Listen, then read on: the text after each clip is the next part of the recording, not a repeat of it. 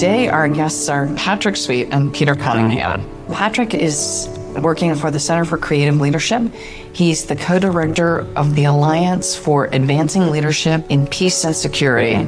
Peter is the co-director for GCSP CCL Leadership Alliance, again, the Geneva Center for Security Policy. A mouthful, basically. So Patrick and Peter are partners, and instead of me trying to read what GCSP does, why don't you guys tell us what you do? Sounds impressive. You can start. We start with the Geneva Center for Security Policy, GCSP, from now on, and it is a mouthful, I know. I guess a bit of background that's useful is that GCSP was set up or founded in the mid-90s, and it was Switzerland's contribution to NATO's Partnership for Peace Program. Okay. Founded a number of institutions looking at issues around peace and security from a research, dialogue and educational point of view, because that's what they could contribute to NATO. So it was very innovative in the mid-90s because it brought together diplomats and military, hard and soft security actors in the same room to talk about what were then, even though it sounds not that long ago, state-to-state security issues around the world.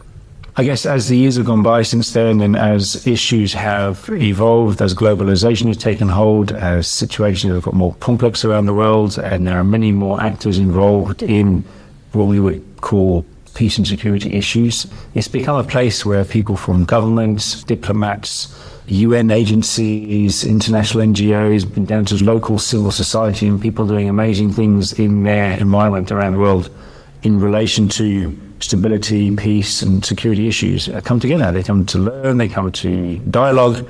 It's a space where we create an environment where that can happen. Because it's in Geneva, it's an environment where almost everybody can come and engage, and that is not always the case in other places politically. Okay. Not everybody has access to everybody else in the world today, but we provide a space where that can happen.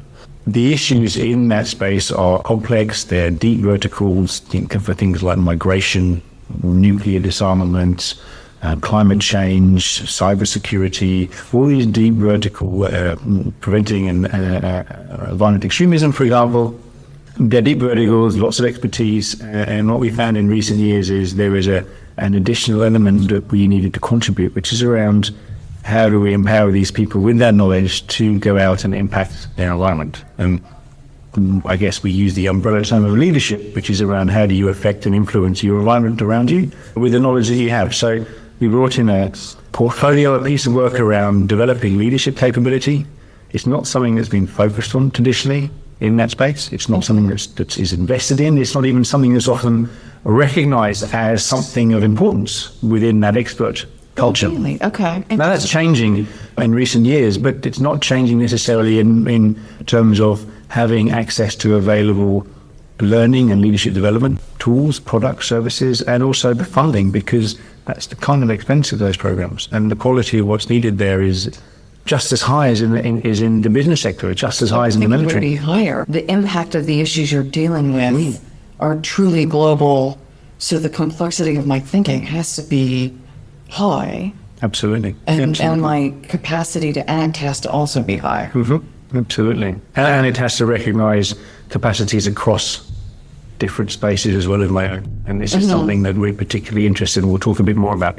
But that's how the partnership with CCL was formed, which is that if we're going to do this in this environment, where this kind of complexity is evident, where the need is so high, where we're going to have to be creative in how we and what we bring to bear, we needed to do that with someone who really understood what there is known today about leading and leadership. And that's where CCL comes in, because they have 40 years they've been thinking about this. So they bring a lot of expertise to bear. So that partnership has proven so far anyway in the last 2 years to be very effective. There's a great mission alignment between the two organizations. And there is a great alignment around the purpose of what we're trying to do. Great, thank you. And Patrick, as the CCL representative, do you want to add anything to what Peter has explained? Yeah, I sure do. First of all, it's humbling to be brought into an organization like GCSP, who is struggling and leading others in the space that they do, to be recognized as being able to contribute as an asset in that. And I can understand why you looked at CCL. We've talked about this and how we ended up there, because CCL has been Center for Creative Leadership in advancing are thinking about leading in a lot of different contexts. Primarily it's been on the corporate side, but we do a lot of work with government and a lot of work with non-government enterprises. And in the past 15 years, we've been looking specifically at how to, and this is where our missions really align, how do we make some of this knowledge, this understanding about leading as a set of practices, how do we de-elitize it? How do we make it available to more and more people who can actually use it? Now, that actually means that you're redefining leading and leadership in that same moment, because you're taking it away from a senior cadre of leaders, and you're talking about leading as something that actually should be accessible as something to learn at every level of society, because we don't just lead at the top. So I lead myself, I lead my community organizations, Yep. I lead in my family. Yes. I like starting with leading ourselves because we don't necessarily think about that. But particularly at this ILA conference, there's a lot of discussion about leaders. And one thing that happens is that people start thinking about, when I learn how to lead, I will be a leader. And we like to see some of that separate, and that the role is different than the practice. Some roles are responsible for leading, and they may have additional responsibilities and accountabilities with them. But you don't have to have, and we all know about influence, and we all know about informal leaders. You don't have to have these roles in order to actually lead. And when we come to these really difficult issues of peace and security, it's top down, it's bottom up, and it's from the center out. There's leading that happens at every single level, and therefore understanding how to lead ought to be, and we're working very hard as something, learning how to lead is something that everybody should have access to. So we talk about what that means, but one of the things that we did at CCO was establish a laboratory in Addis Ababa, Ethiopia, with the specific intention of taking some of the things that we give to corporate 50, corporate 100 boards and say, what about these essentials can we bring to people who aren't in these boards, people who are working in communities who may or may not even be able to read, which is true. And so Peter and I talk about some of the ideas about being able to draw and speak about leading with things in the sand, literally. Are there some fundamental things that we can learn for everyone that moves leading forward without putting the burden of being a leader, without putting the stigma of leading or following on that? Let's start with that. What are some of the fundamental things that everyone should know about leadership? I'll take a stab at that, Pete, and then you can keep me honest. You can find Pete and Pen. We do that ourselves. Sorry about that. This might be even more confusing. Yeah, Mr. Cunningham, one thing is in actually the way you framed the question, what about leadership? Peter described the environment we work in. We'll have 30 people in a room from literally 30 different cultures. Geographic cultures. Geographic And culture. professional cultures. And professional culture. Okay. If you throw out the word leadership in that context, it's already on fire. Because if you talk to, and these are things that maybe people can recognize, you talk to somebody from France and somebody from the United States and say, what is good leadership? You're going to get a different answer. I just talked to somebody who said there aren't even words. Like the Correct. word in Germany is Führer. That's not slightly charged. There you go. The way you phrase the question, what are the essentials of leadership? And if I said that, I still trip. But we're really talking about essentials of leading. And there are some essentials. One of the essentials we're working on is how do we get people to understand where others are coming from when we start talking about leading. Understand there is no one way. And the flip side to that is it's not all contingent. The answer that you use a contingent style of leading, whatever is required at the moment, situational, that's not a good answer because then you have to be everything for everybody. And then the flip side to that polarity is that there is an answer to leading. So what we've been working on is finding what are the essentials of leading that apply at individual level, organization level, and societal level. Is there something that you can pick up through there that I can use to lead myself, I can use to lead my team, I can use to actually organize larger collectives? I know CCL does a lot with developmental psychology. Do you pull from those levels?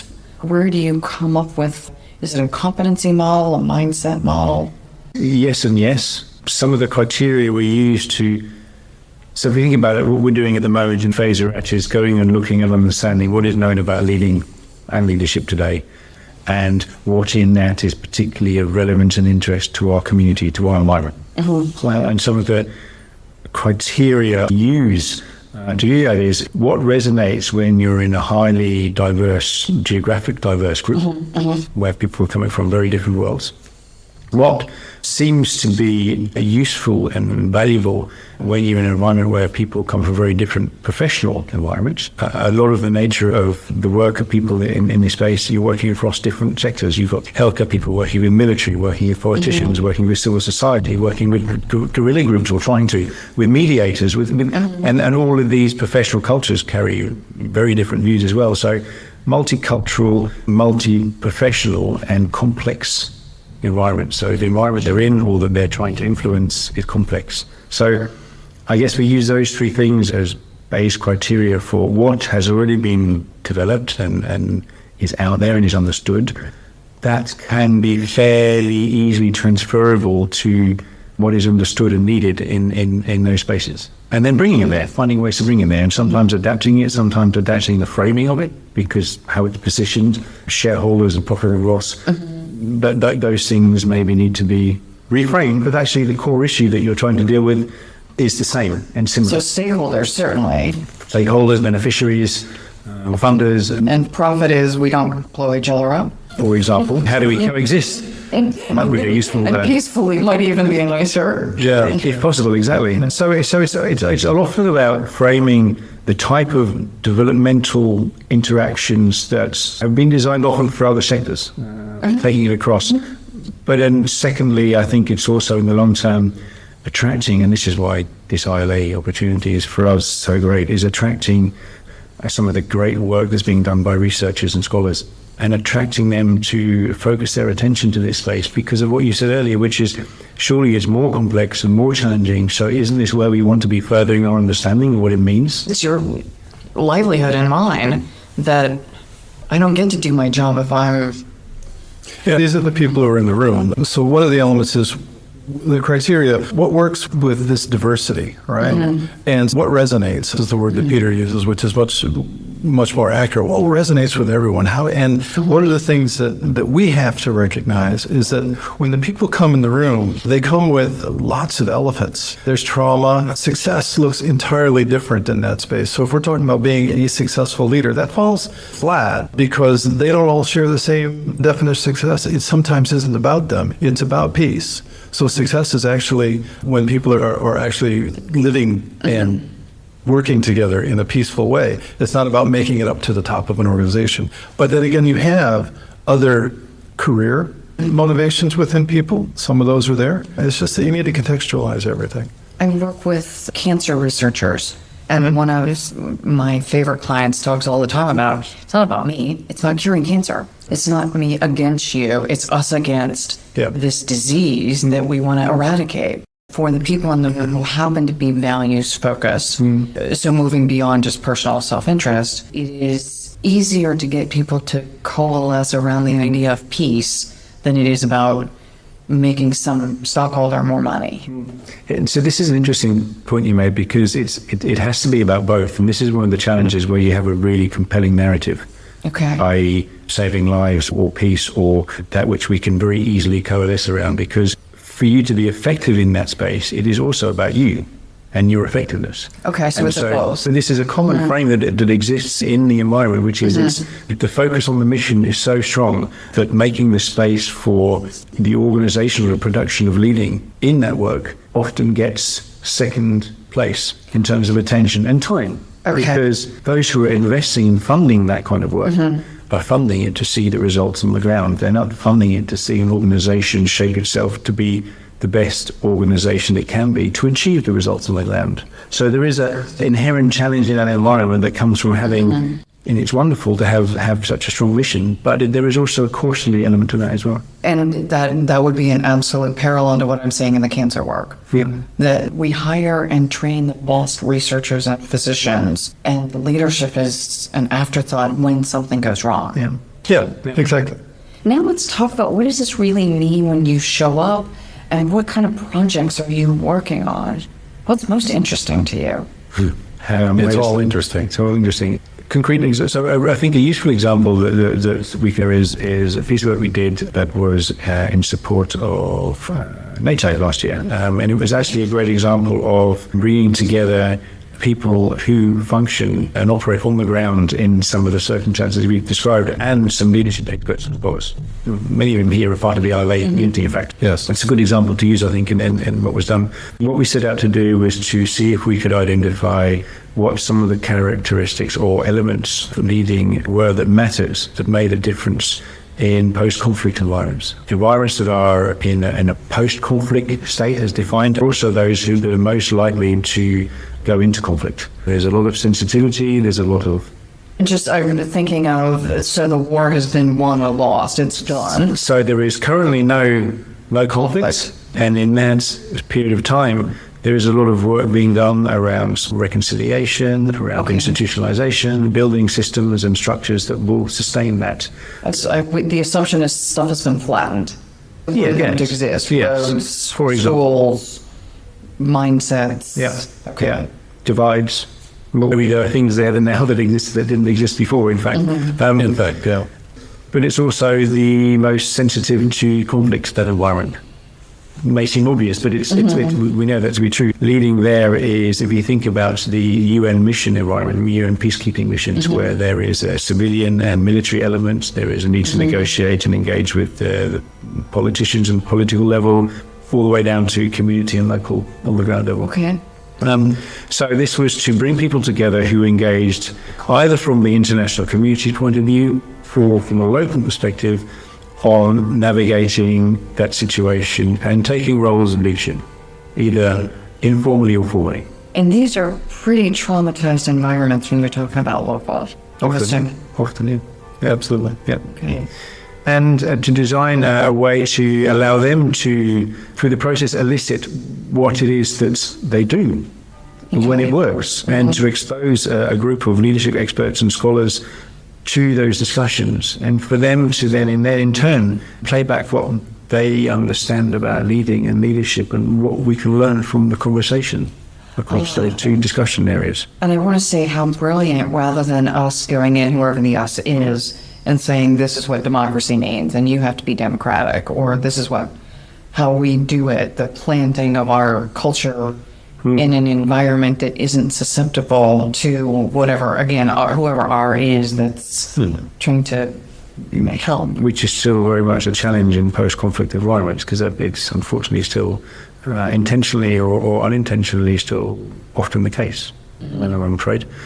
And so this was a 3-day event, and it was quite carefully designed to give as many people in the room to share as much useful information that they had to share. And it would work great. So these were short 5-minute contributions on particular carefully chosen subjects, all related to that common theme.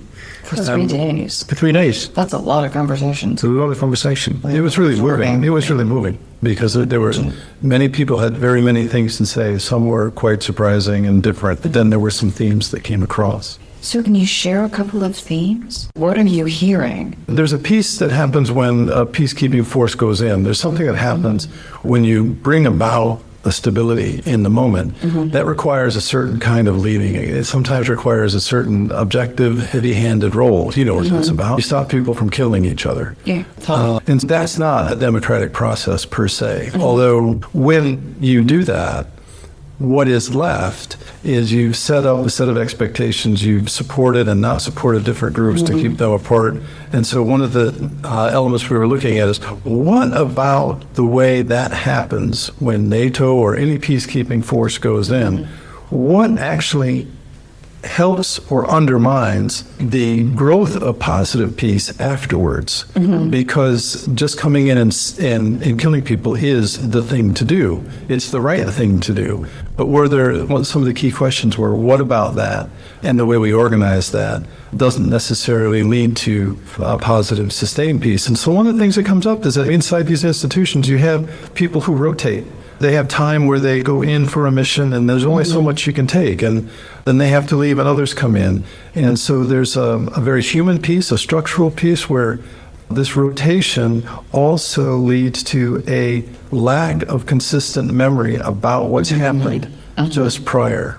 Now, the people, the local people of experience don't have that lack of memory. They know what's there. Yeah. But when an international force comes in and there's a rotation both within the humanitarian organization, they operate the same way, or the military organizations, this notion that there's a rotation going on, it's very difficult to keep relationships solid, a fundamental piece of leading. It's very difficult to keep empathy at the level that you had it at once, and to have trust when somebody comes in and may not really understand what has happened just before. Now, this is not to criticize these efforts that go in. They're very good, and people put their lives on the line. But having them in the room say that, rather than people on the outside looking in and saying, boy, is this a good thing or is this not a good thing? I said, one of the things that we really need to figure out how to do is increase our cultural capital and memory through these programs, because when we have rotation, it hurts. Another thing is that sometimes the decision criteria to come in is such that the mandate is NATO is not allowed to go in unless it's gone kinetic, as they call it. It's gotten physical. That's part of the mandate. That's late. But in order to address that, you have to address the mandate of NATO. And so people bring it up and say, and this shows up on the other end, because by the time it's gone negative that way, you've got such trauma and such difficulty that you can't build very easily, rebuild empathy between people who are fighting. Once you've tried to kill me, I am going to be reasonably reticent of. That's where some of the reconciliation work is so interesting. That it's not an eye for an eye. It's the intent of true reconciling in a way of recovery. Yeah. So in that line, what is it that we do in the front end that gets in the way of the reconciliation, even though we're trying to do good things? It's all right. It's all good. It's all well intended. That's what well intended. Yes, it's well intended. There are lots of things that are well intended that create harm. Another example of that emerged out of that event was the release of funds when there is an international response to a crisis, and how the imbalance is currently between where those funds go to large international institutions to go in and respond, compared to the smaller regional, on-the-ground civil society and other actors who are actually often better placed to respond and then sustain the response needed. So when the funds go to the international community, they do not go to the people on the ground who will be there once the crisis has been declared over.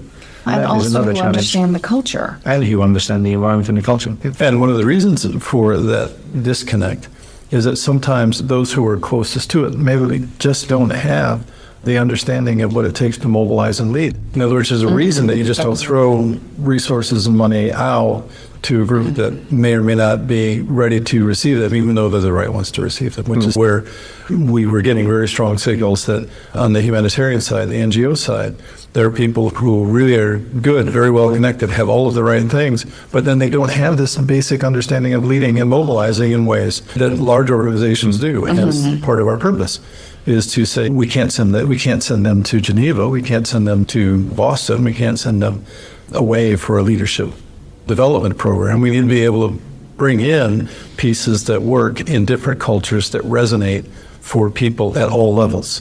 So does your program say something happens in Puerto Rico, as an example, and we need to get stuff there because 80% of the population has no water? How would you respond to something like that?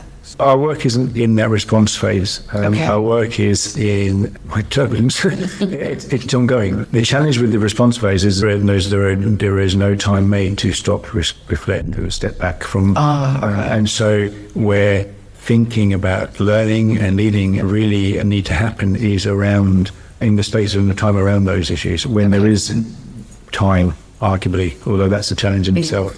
But in advance. When there is, in advance, exactly, in before we get to that situation. So it's really an ongoing level, and as much as possible, people that work in those environments, either because they live there or because they're sent there, and finding the time to focus on this is one of our biggest challenges in helping the funding aspect of all of this recognize when those right times are and being able to then respond. So there's another example that takes it out of the peace side and the conflict side, where an organization is responsible for humanitarian aid. One that we work with came to us and said, we have offices around the world, from Panama to the Balkans to South America to Africa. And we really need some help in understanding how we can be more effective as an organization. And inside of that, we think that we need some leader development inside of that. And they're responsible for housing and assisting millions, literally, of displaced people, refugees. Okay. And it's not about post-conflict all the time. That can be starvation, that can be any number of situations. And this organization is very good at its logistics. So as Peter's saying, we don't come in and tell them how they're going to distribute their things better. They're good at that. Okay. But they are taking the time right now to set back and say, we think we can do better. And so what would you say to do that? And so we would like to have, as they say, a common language of leading across our organization, across all these cultures. And so one of the things we are challenged with is both greeting a client in an organization like that, understanding their challenge, but then saying, stamping one kind of leading across that global organization with those different cultures is probably a mission impossible if you take a standard traditional competency model base.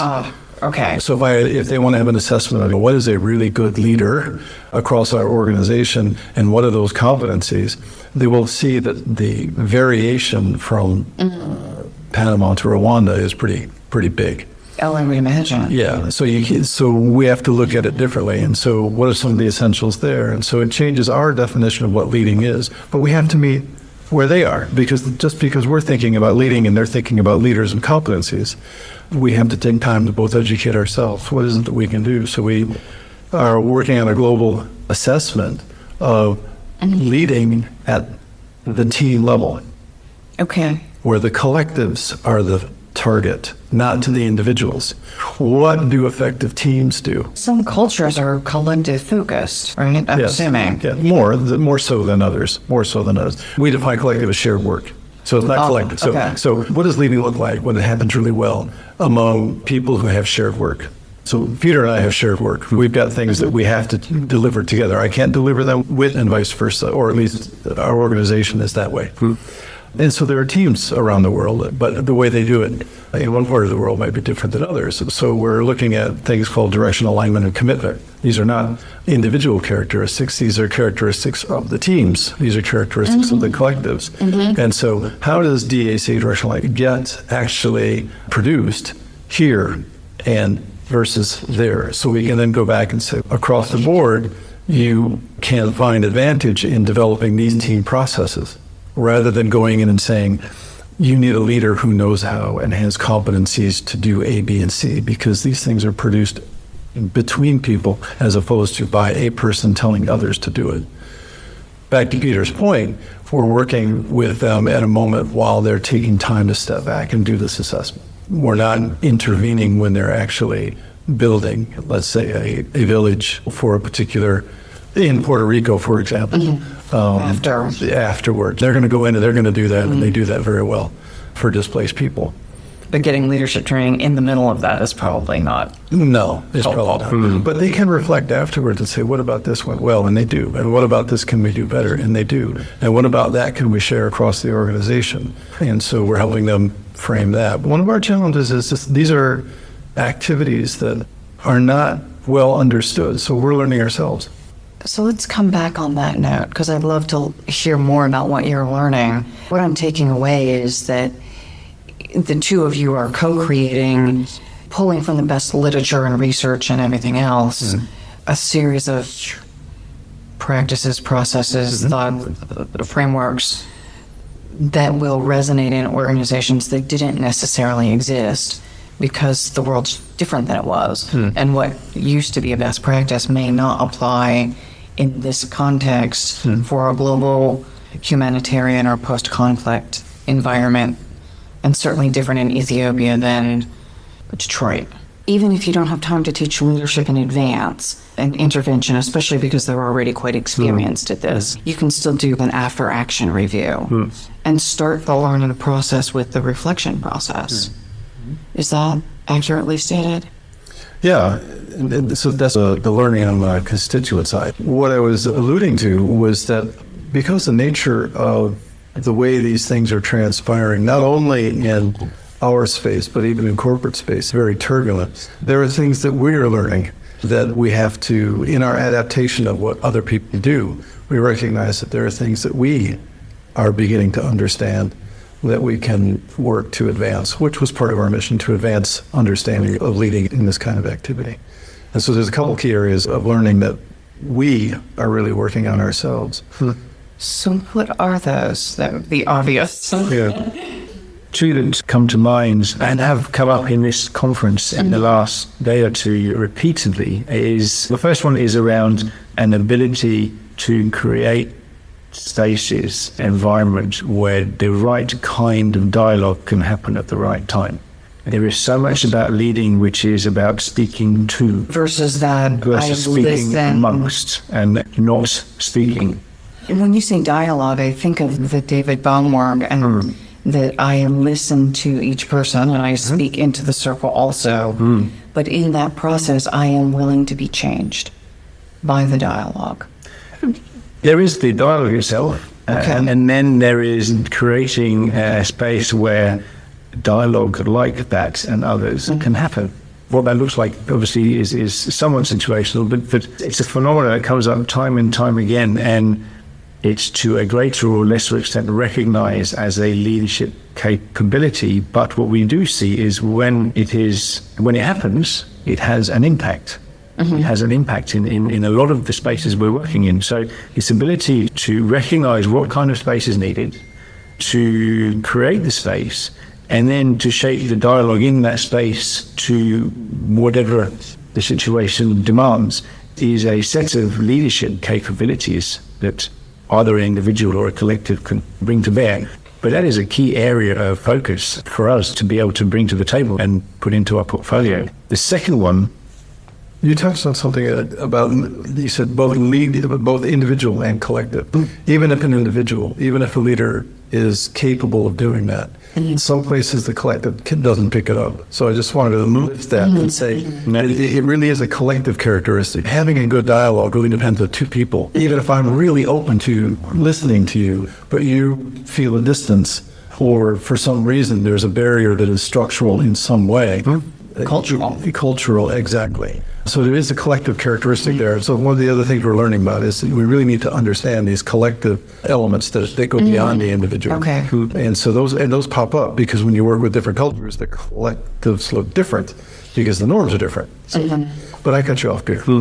No, I absolutely agree. And the second one, just as another example, but again, because it's come up so many times in the last few days at the RLA conference here, is our paradoxes or polarities. And we've been spending quite a lot of time with Barry Johnson, who's done a huge amount of work on leveraging polarities. How do you apply yourself to polarities? What does it even mean to recognize what a polarity is and the fact that there are two opposing truths, and that maybe it isn't we need to do one or the other, but actually we need to be able to hold both. And what does that look like? And how do you do that? And I think when it comes to turbulence in particular, the phenomenon of polarities or even multipolarities, if you want to go there, and being able to leverage those and recognize that there is value in continuity, there is value in change, for example, and there is challenge in both as well. And the fact that you can actually achieve leverage on both sides. It isn't just an either or. It isn't just we need to stay the same or we need to change. We need to leverage the best of both of those. And that is a higher order leading phenomenon. And we learned a bit about vertical development here on the conference as well. And to be able to even to go there requires those involved to have achieved a certain level of development around their own thinking. So for listeners who don't know what polarities are and vertical development, I know for people who have listened to all 100 some interviews, they've heard this. But let's start with polarities, just a quick definition, and then vertical development, a definition. Or I'll take polarities, you said? Yeah. Okay. I'll take the example I used before, which is continuity and change. In so many organizations, there is a talk of change. We are here today and we need to change. We need to change to survive or to profit or to increase the scale of our work or whatever it may be. It's a from-to conversation. A from-to conversation suggests that where we are today isn't good enough. And where we need to go tomorrow is better. As we know, in a complex system, that's not the whole truth. We understand that there are things about where we are today that are actually things to be proud of, things to hold on to, and things to not let go of. And in our well-intentioned direction to go from one place to another, to be where we want to be for the future, we can easily let go of those. Or we can let go of the people that are holding on to those because they're not going to jump on the bandwagon, because they're not recognizing the value of where we're going. So it's an ability to engage a collective around the recognizing what is the value in continuity, where we are today, what are the good things about that, what are the downsides to that, and then to then also look at what are the good things about where we're going and where we'd like to get to, but also acknowledging that there are potential downsides to that if we over-focus on the change, to the neglect of, I hope I'm doing Mary justice here, to the neglect of what we're proud of today. And you can apply this to say, you can apply this at an individual level. I want to be an authentic leader and I want to be an adaptable leader. Can I do both? The answer is yes.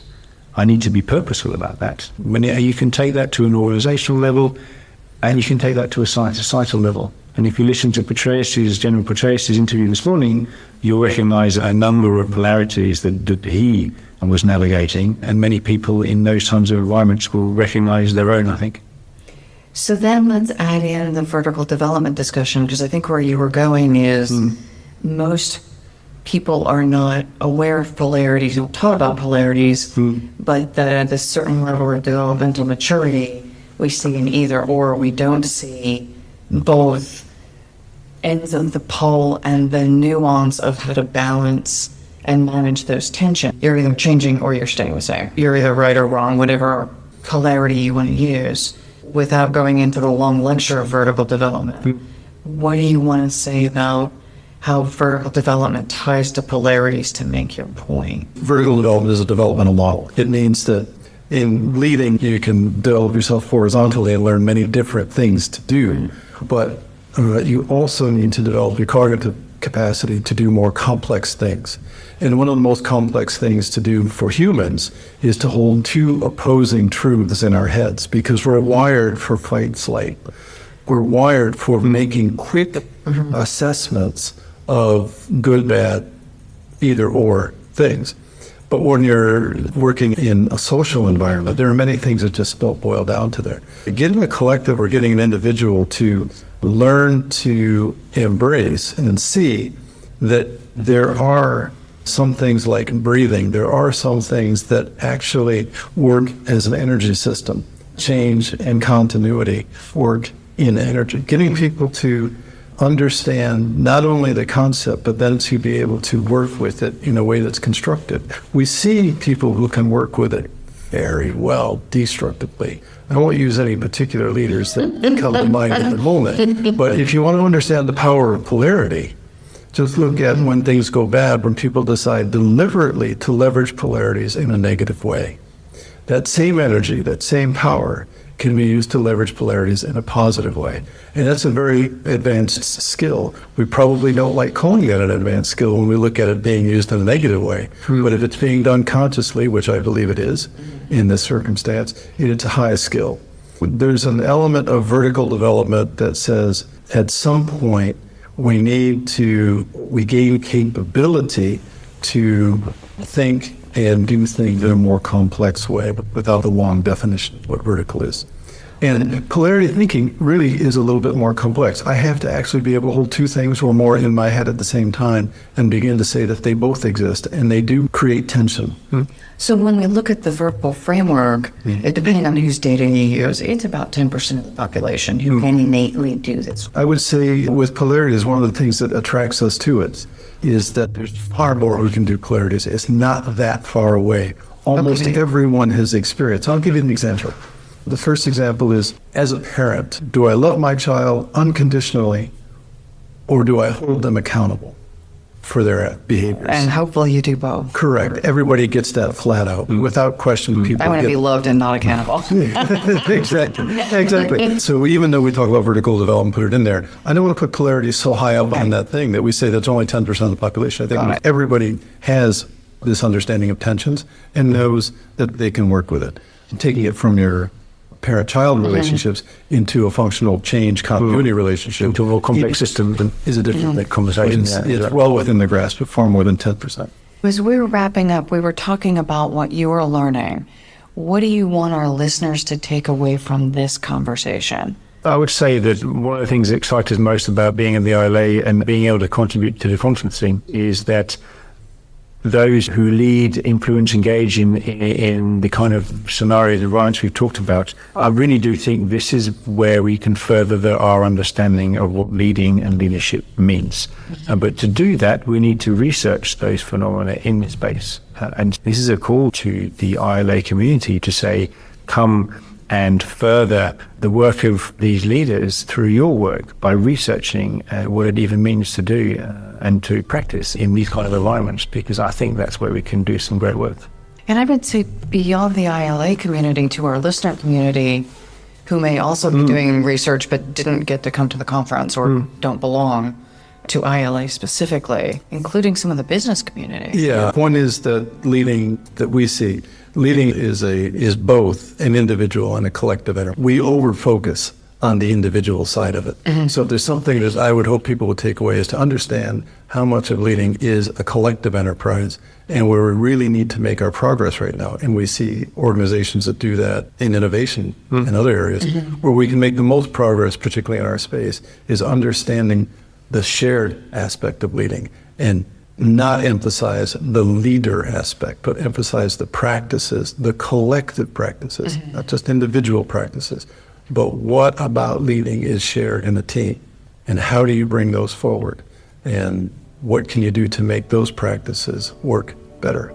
Thank you. And in closing, if someone wants to connect with this work, learn more, contribute in some way, what is the contact information, the website, the other collateral material? How would they learn more? I think, reach out to the GCSP website, Geneva Center for Security Policy. You'll find us on there, and please do. Cool. Thank you. Thank you very both for your time. Enjoy that.